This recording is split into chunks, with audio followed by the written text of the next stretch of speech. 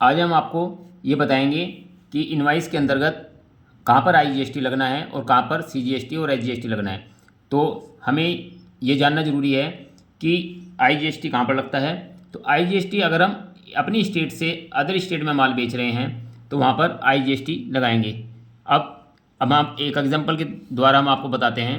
जैसे हमारी एक इंडस्ट्रीज़ है, जैन इंडस्ट्रीज़ सहारनपुर। तो सहारनपुर हमारा यूपी में है और हमारा माल जा रहा है, हमारा ख़रीदने वाला जो परचेज़र है वह किशोर कुमार कंपनी चेन्नई, ये चेन्नई का है। ये हमारी चेन्नई अदर स्टेट में है, तमिलनाडु में।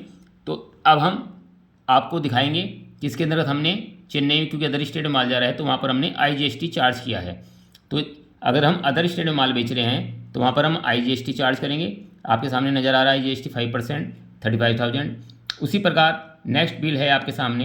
ये जैन इंडस्ट्रीज सहारनपुर ने जो नेक्स्ट माल बेचा है वो बीएन एजेंसीज कानपुर, जो आपके सामने नज़र आ रहा है बीएन एजेंसीज कानपुर, इसको माल बेचा है।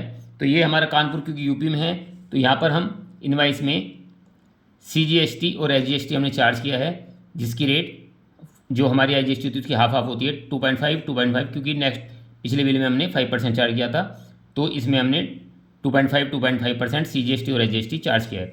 तो याद रखना, तो जो हम अपनी स्टेट में माल बेच रहे हैं तो वहाँ पर सीजीएसटी एसजीएसटी लगता है, और अगर हम अदर स्टेट में माल बेचते हैं तो वहाँ पर आईजीएसटी चार्ज करेंगे।